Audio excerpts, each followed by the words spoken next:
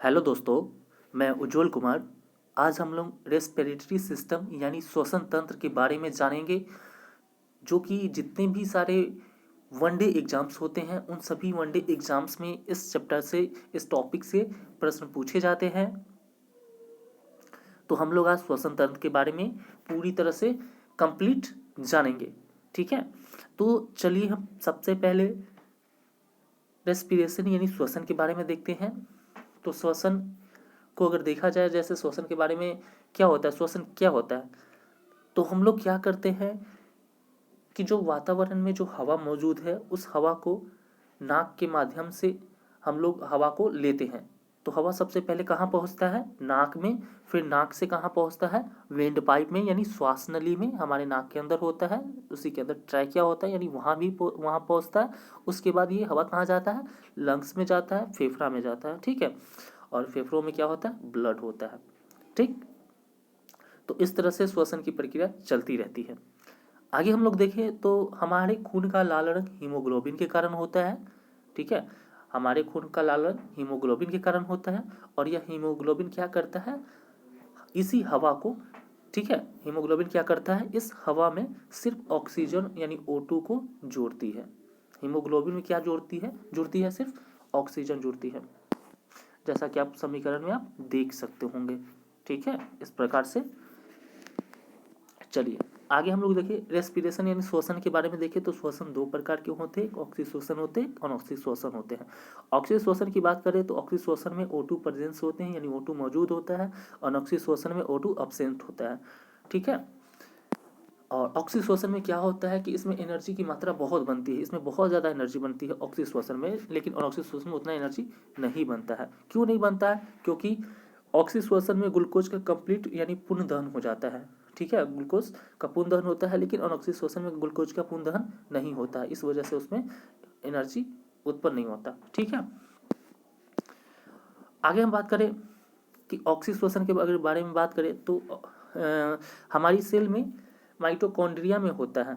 ठीक है, हमारी जो कोशिका होती है उसकी माइटोकॉन्ड्रिया में होता है ऑक्सी श्वसन, और यह साइटोप्लाज्म यानी कोशिका द्रव होता है। ठीक है, और जैसे कि एग्जाम्पल की बात करें,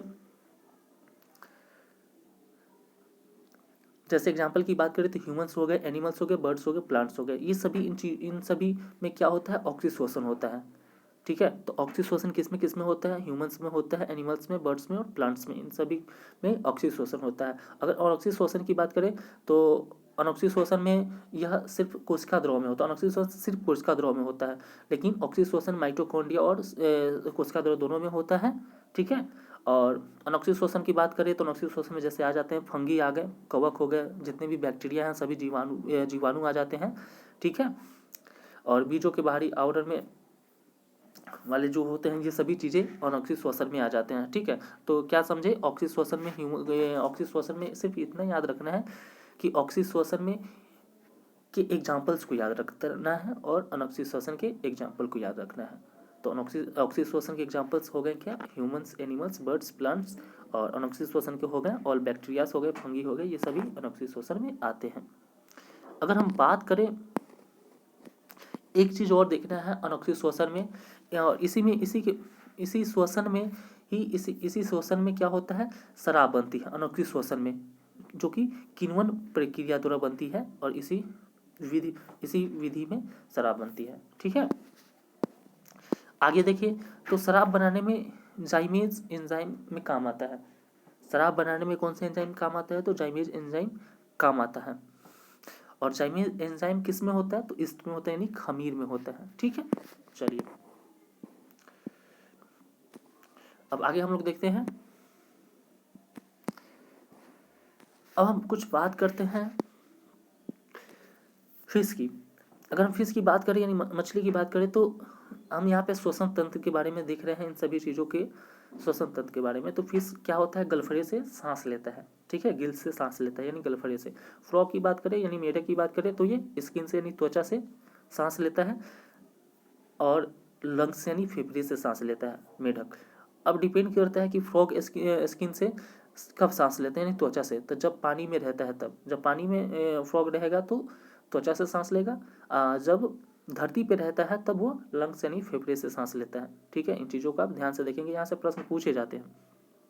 चिड़ियों की बात करें, बर्ड्स की बात करें तो वे लंग्स से लेते हैं यानी फेफड़ों से लेते हैं। स्नेक, ठीक है, लिजार्ड्स यानी सांप, छिपकली की बात करें तो वो ये भी लंग्स यानी फेफड़ों से सांस लेते हैं। प्लांट्स की बात करें तो उनके पत्तियों में क्या होता है, स्टोमा होता है यानी वातरंध्र होता है, जिससे वह O2 यानी ऑक्सीजन को अंदर लेना शुरू कर देते हैं। ठीक है, तो प्लांट्स वातरंध्र यानी स्टोमा से लेते हैं, लीफ में होता है उसके पत्तियों में, इससे ऑक्सीजन लेते हैं।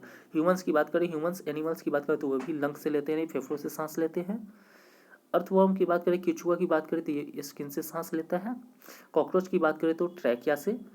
ठीक है, अमीबा की बात करें तो अमीबा क्या करता है, अपने अपने जो बॉडी सरफेस से सांस लेता है, उसका जो बॉडी स्ट्रक्चर होता है उसी से वो सांस लेता है। ठीक, अब हम बात करें आगे नोज के बारे में, तो नोज यानी नाक, नोज में क्या होते हैं, दो क्या होते हैं, नासा द्वार होते हैं। ठीक है, नोस्ट्रिल्स होते हैं नोज में, और दो नोस्ट्रिल्स का काम क्या होता है, हवा को लेना, हवा को आउट करना, यानी एयर लेना और CO2 को आउट करना। ठीक है, हवा को लेते हैं और CO2 को बाहर छोड़ते हैं। आगे हम लोग देखें तो नाक में ही नोजल्स हेयर होते हैं, जो कि नोजल्स हेयर का क्या काम होता है, जैसे कि आप लोग देखिए नाक में नोजल्स हेयर होते हैं। आप देखे होंगे नाक के अंदर छोटे छोटे बाल होते हैं, जिसे हम क्या कहते हैं, सिलिया कहते हैं, जिसे क्या कहते हैं, सिलिया कहते हैं। और यह एयर को फिल्टर करता है, हम जो भी हवा लेते हैं उसको क्या करता है, फिल्टर करता है, शुद्ध करता है। ठीक है, और यह हवा को थोड़ा गर्म और गीला भी करता है, यह हवा को थोड़ा गर्म और गीला भी करता है। नोजल्स हेयर यानी नाक में जो बाल पाए जाते हैं वो। नोजल वाटर की बात करें, यानी नाक में जो पानी होता है, यानी नाक के अंदर जो चिपचिपा पदार्थ होता है उसे म्यूकस यानी श्लेष्मा कहते हैं, और यह हवा को नमी देने का कार्य करता है। ठीक है, नाक के अंदर जो चिपचिपा पदार्थ होता है उसे म्यूकस यानी श्लेष्मा कहते हैं, और यह क्या करता है, हवा को नमी देने का कार्य करता है। आगे हम बात करें स्मेल यानी गंधक के बारे में बात करें, ये इम्पोर्टेंट है। ठीक है, तो ऑल्फैक्टरी रीजन यानी घ्राण क्षेत्र, यह क्या होता है, नाक में होता है, और यह स्मेल की पहचान करता है। ठीक है, स्मेल की पहचान करता है, घ्राण क्षेत्र यानी ऑल्फैक्टरी रीजन। ठीक है, ये क्या होता है, नाक में होता है, और ये स्मेल की पहचान करता है, स्मेल की पहचान करवाता है, सॉरी स्मेल की पहचान करवाता है ना। यहाँ ऐसे न्यूरॉन्स स्मेल यानी गंधक को ब्रेन तक लेकर जाते हैं। ठीक है, इसमें ऐसे न्यूरॉन्स होते हैं जो गंधक को क्या करते हैं, या जो स्मेल को कहाँ तक ले जाते हैं, हमारे ब्रेन तक ले जाते हैं, दिमाग तक ले जाते हैं। ठीक है, नाक से। ठीक, फिर ब्रेन पहचान करता है कि किसकी खुशबू है। ठीक है, समझ रहे हैं, चलिए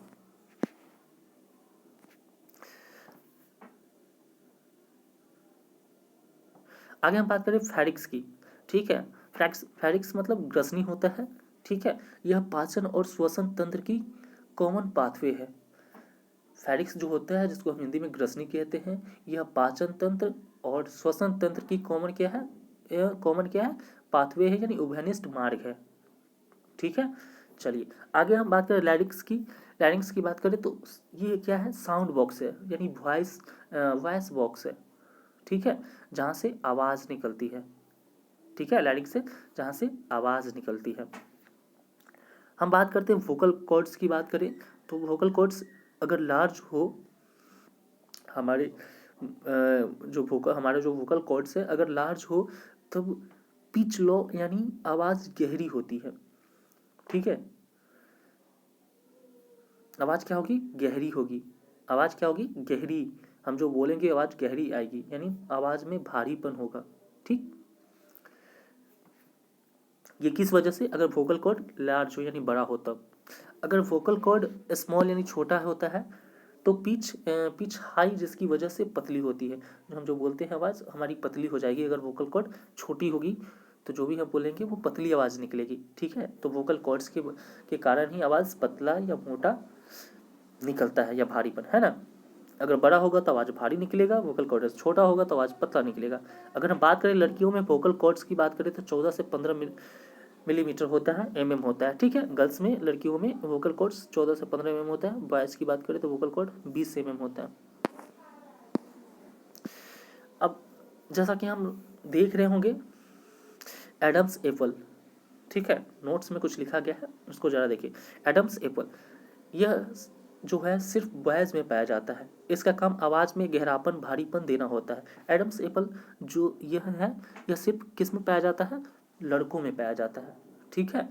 और इसका काम क्या है कि इसका काम यही है कि आवाज़ में गहरापन या भारीपन देना होता है, ठीक है। अब हम बात करते हैं विंड पाइप की। विंड पाइप या ट्रैकिया की बात करते हैं। विंड पाइप या ट्रैकिया की बात करें तो इसका हिंदी होता है श्वास नली, ठीक है।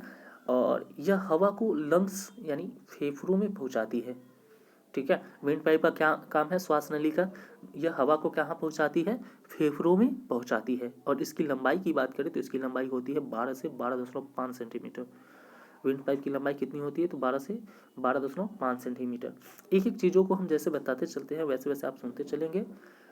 और यहाँ से क्वेश्चन प्रश्न सीधे तौर पे एग्जाम में पूछे जाते हैं जो बहुत फ़ायदेमंद होंगे आपके लिए, तो आप इसको बढ़िया से सुनते चलिए। तो हम बात किए श्वास नली की। श्वास नली का काम क्या होता है कि हवा को फेफड़ों तक पहुंचाती है और इसकी लंबाई यानी श्वास नली की लंबाई जो होता है 12 से 12.5 सेंटीमीटर होती है, ठीक है, 12 से 12.5 सेंटीमीटर। इस पाइप के ऊपर सी जैसी संरचना होती है, जैसा कि आप लोग देख रहे होंगे आकृति, उसमें सी जैसी संरचना आपको दिख रही होगी। इस पाइप के ऊपर सी जैसी संरचना होती है जिसे हम लोग क्या कहते हैं? कार्टिलेज यानी उपास्थि कहते हैं। इस सी जैसी संरचना को क्या कहते हैं? कार्टिलेज यानी उपास्थि कहते हैं। और यह हाइलिन कार्टिलेज यानी हाइलिन उपास्थि, इसको हाइलिन कार्टिलेज भी कहते हैं, यानी हाइलिन उपास्थि भी कहते हैं इसको, जो सी जैसी संरचना आपको दिख रही है। अगर हम बात करें आगे की तो यह हवा के प्रेशर को मेंटेन करने का काम करता है। ये सी जैसी संरचना आपको दिख रही है। हम जो बाहरी वातावरण से जो हवा लेते हैं, एयर लेते हैं, उस हवा के प्रेशर को क्या करती है? मेंटेन करती है, कंट्रोल करती है, ठीक है। कौन सा? कार्टिलेज, ठीक है। जो सी जैसी संरचना है उसी को कार्टिलेज कहते हैं। यह हवा के प्रेशर को क्या करती है? मेंटेन यानी कंट्रोल करती है ना। चलिए आगे हम बात करें लंग्स की। अब हम बात करते हैं लंग्स की यानी फेफड़ों की। तो फेफड़ा के बारे में बात करें तो यह मनुष्य श्वसनीय अंग कहलाती है, यह मुख्य श्वसनीय अंग कहलाती है। फेफड़ा जो है यह मुख्य श्वसनीय अंग कहलाती है।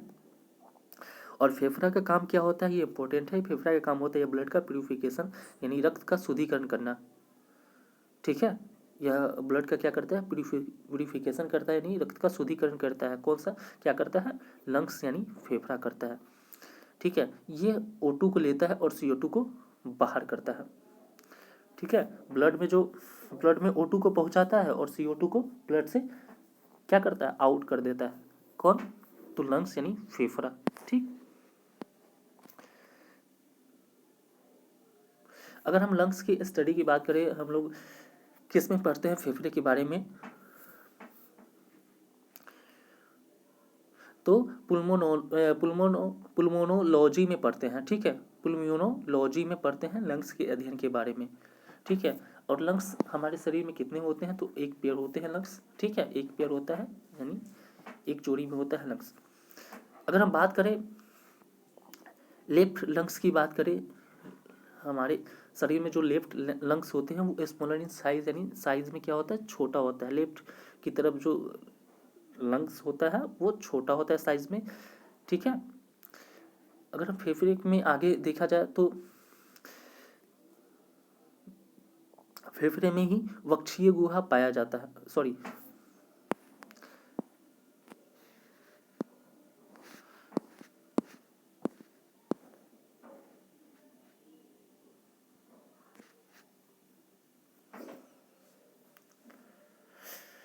हाँ, कहाँ थे? तो हम लोग लंग्स के बारे में देख रहे हैं। तो लंग्स जो है, फेफड़ा जो है वो वक्षीय गुहा में पाया जाता है, ठीक है, थोड़ा सी कैविटी में पाया जाता है। और लंग्स यानी फेफड़े, दोनों फेफड़ों का वजन अगर बात करें, हमारे जो फेफड़े हैं वो दो फेफड़े होते हैं, दोनों फेफड़ों का वजन की बात करें तो 1.5 से 1.7 kg होता है। फेफड़े के दोनों फेफड़ों का वजन अगर जोड़ा जाए तो 1.5 से 1.7 kg होता है।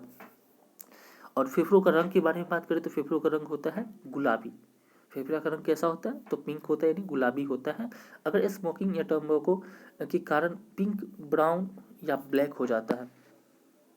ठीक है, अगर हम स्मोकिंग करते हैं या तंबाकू ये सब खाते हैं तो इसके कारण हमारा फेफड़ा क्या हो जाता है? पिंक से क्या हो जाता है? ब्राउन, फिर ब्राउन से क्या हो जाएगा? ब्लैक हो जाता है। ठीक है, आगे हम लोग देखें तो फेफड़ों को प्रोटेक्शन देने के लिए झिल्ली यानी मेम्ब्रेन लगी होती है, जिसे प्लूरा कहते हैं, से प्लूरा मेम्ब्रेन कहते हैं। ठीक है, फेफड़ों को प्रोटेक्शन देने के लिए एक झिल्ली लगी होती है जिसको हम क्या बोलते हैं? प्लूरा मेम्ब्रेन कहते हैं। ठीक है, यह 2 लेयर से बनी होती है। प्लूरा प्लूरा जो होती है वो कितने लेयर से बनी होती है? तो 2 लेयर से बनती है, और इसका काम क्या है? फेफड़े को प्रोटेक्शन देना। ठीक है,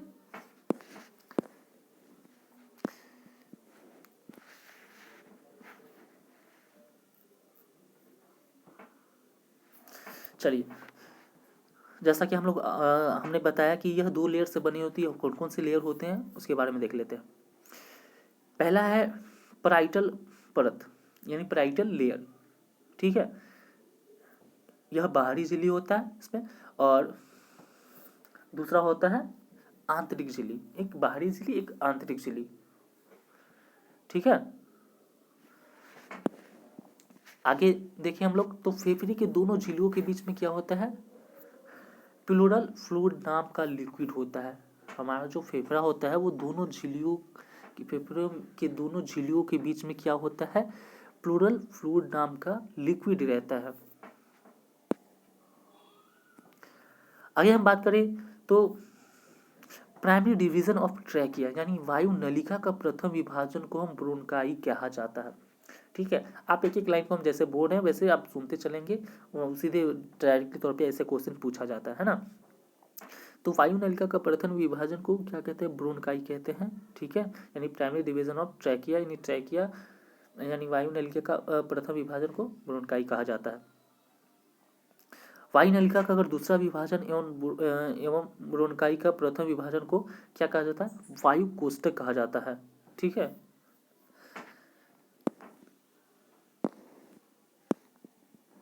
चलिए आगे हम लोग देखते हैं।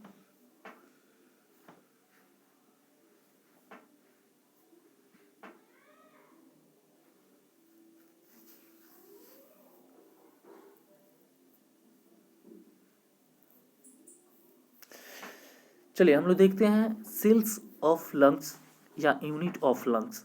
ठीक है, तो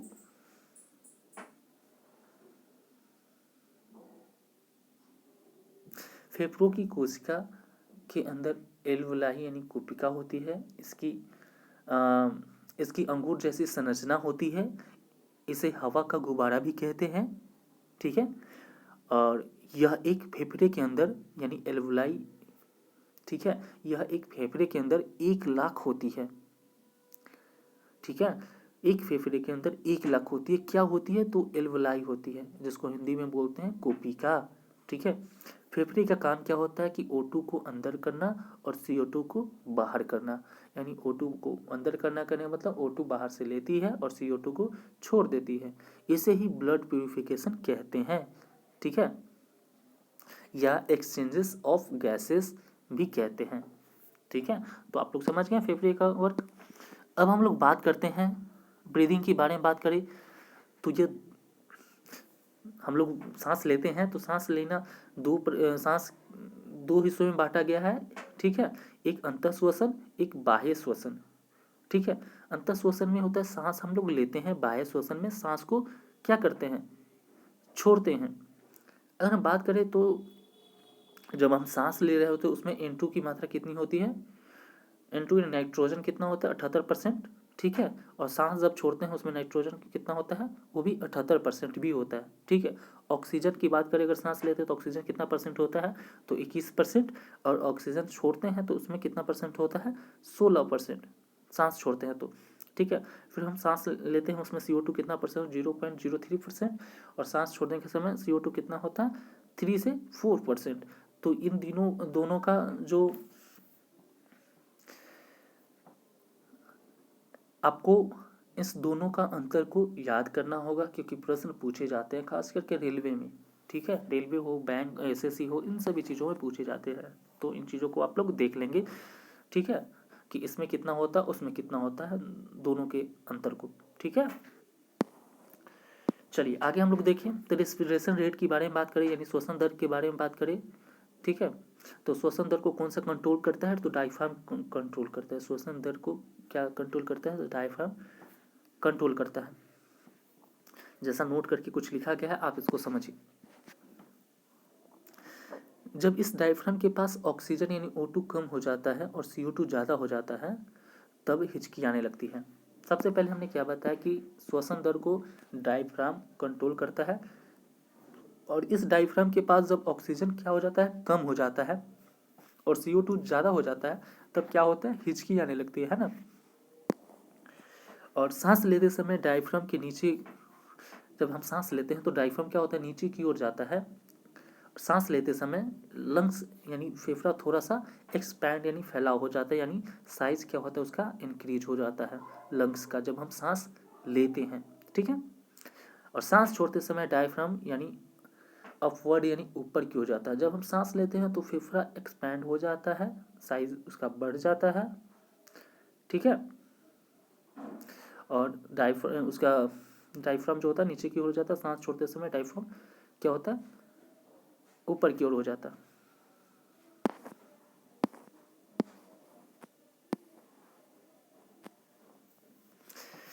अब हम बात करते हैं रेस्पिरेशन रेट, यानी एडल्ट के बारे में बात करेंगे और चाइल्ड के बारे में बात करेंगे। तो रेस्पिरेशन रेट, श्वसन दर की बारे में बात करें अगर एडल्ट में, तो 1 मिनट में 12 से 16 बार होता है। ठीक है, एडल्ट में बात करें, श्वसन दर की बात करें तो 1 मिनट में कितना होता है, 12 से 16 बार। अगर बच्चों की बात करें तो 1 मिनट में कितना बार, 20 बार होता है। ठीक है, ये इंपॉर्टेंट लाइन है, यहाँ से प्रश्न पूछा जाता है। इन चीज़ों को आप देख लेंगे श्वसन दर के बारे में कि एडल्ट में कितना होता है 1 मिनट में, और चाइल्ड में कितना होता है ना। चलिए आगे हम लोग देखें। अब रेस्पिरेशन रेट को हम लोग क्या कहते हैं, स्पाइरोमीटर से मापा जाता है। रेस्पिरेशन रेट को स्पाइरोमीटर से मापा जाता है। श्वसन दर को स्पाइरोमीटर से मापा जाता है। O2 यानी ऑक्सीजन लेवल को ऑक्सीमीटर से मापा जाता है। ऑक्सीजन लेवल को किससे मापा जाता है, तो ऑक्सीमीटर से नापा जाता है। ठीक है, मापा जाता है। रेस्पिरेशन यानी श्वसन को कंट्रोल कौन करता है, तो ब्रेन का पोन्स वरोली करता है। ठीक है, श्वसन दर को कंट्रोल क्या करता है, रेस्पिरेशन या श्वसन को कंट्रोल कौन करता है, हमारे ब्रेन में पोन्स वोरोली जो होता है वही कंट्रोल करता है इसको, है ना। रेस्पिरेशन सिस्टम यानी श्वसन तंत्र को मेडुला ओबोलोंगेटा कंट्रोल करता है। श्वसन तंत्र को मेडुला ओबोलोंगेटा कंट्रोल करता है। ठीक,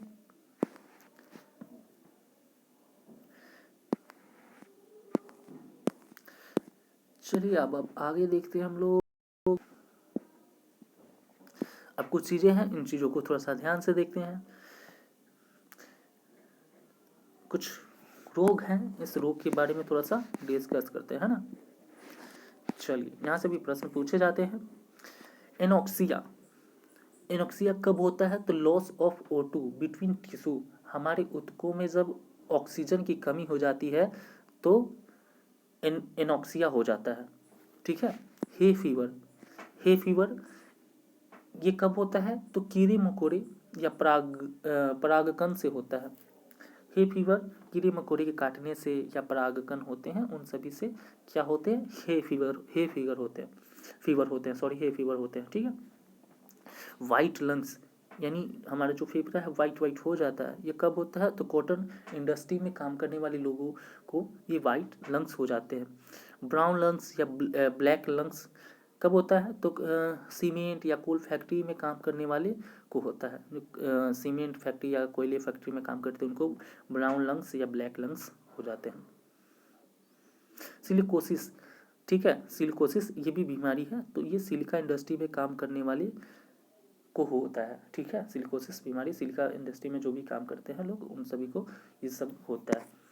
तो इस तरह से आपका पूरा का पूरा रेस्पिरेटरी सिस्टम यानी श्वसन तंत्र समाप्त हो चुका है।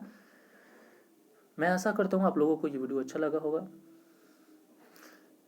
चलिए मिलते हैं फिर अगले वीडियो में, तब तक के लिए बाय, थैंक यू।